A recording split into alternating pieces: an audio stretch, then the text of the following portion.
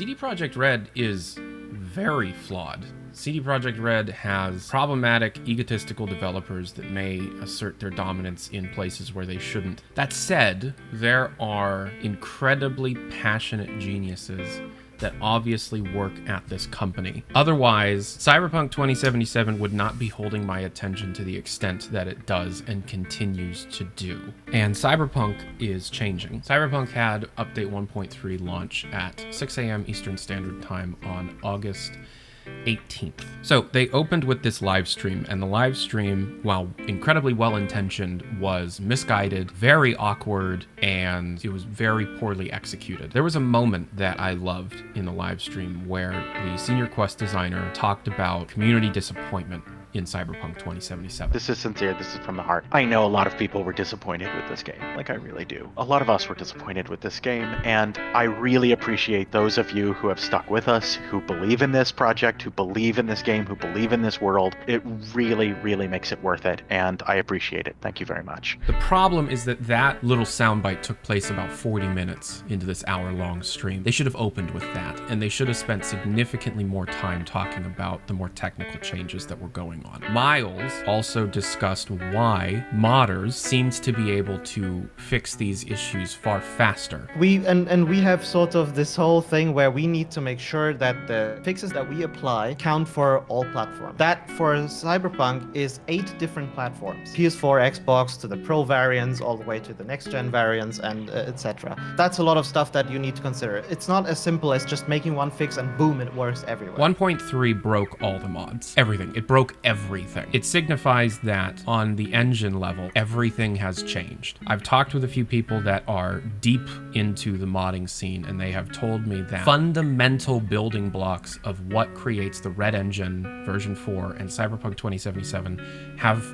been rebuilt almost from scratch. The point of these updates is to get the game to a stable enough state that they have the resources to take a look at the game systems that players really want to see adjusted. However, the way things are changing put a massive sign on Cyberpunk to anyone paying attention that reads early access. There are so many fundamental quality of life changes that are taking place here that the game literally feels like we're playing a beta. I don't like talking about the data breach, but unfortunately everybody else does. When the data breach took place in February and then the content leaked in June, IGN, Kotaku, PC Gamer, everybody talked about one thing in particular, and that was the bug montage. There was a video found in one of the leaked files that was called Cyberpunk El Bugado, and it was a bug montage that the developers put together a few days before release. There is a particular part of that video where the window is seen in Windows, and it says Cyberpunk 2077, trademark 2016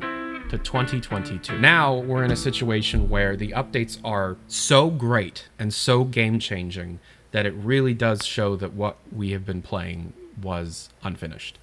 And the developers were forced to ship a game too early. Now to talk about the stuff you probably clicked on the video for. This is a massive update, like 40 gigs in size on PC. It seems to have changed not only most of the files in the game itself, but because of the engine rework that's taking place here, the structure in which these files are located are changing. That's enormous for data mining potential. And because of that, it's going to take a long time to properly dig through everything that we have received. Some basic stuff has taken place and resulted in probably the most important find that we're going to have in a long time. When opening the Cyberpunk executable file in a hex editor, you can see the different states that the retail build of Cyberpunk can launch into.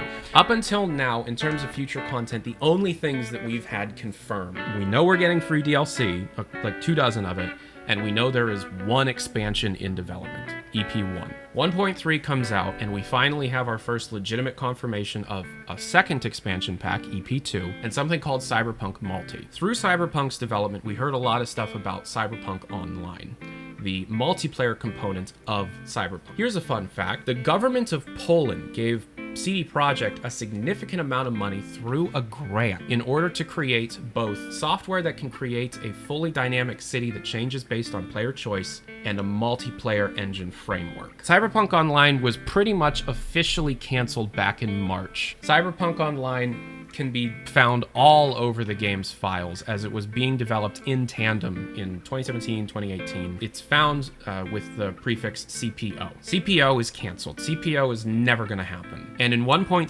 CPO has been deprecated. I forget what the word is. And it's now listed as multiplayer old anytime it shows up in the executable if you open it with a hex editor. Now we have Cyberpunk Multi, which is effectively Cyberpunk Online version 2. According to the strings that were able to be extracted just by opening the Cyberpunk 1.3 executable in a hex editor, it's on the same level as the expansion packs. It contains its own journal content, meaning quest content.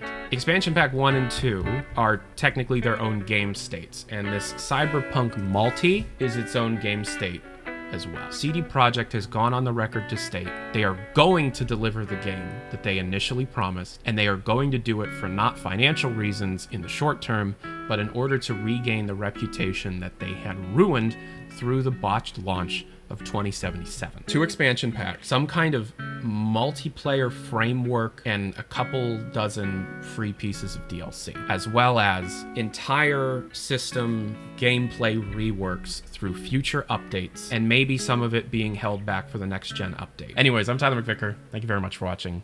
Get vaccinated if you can. Adios.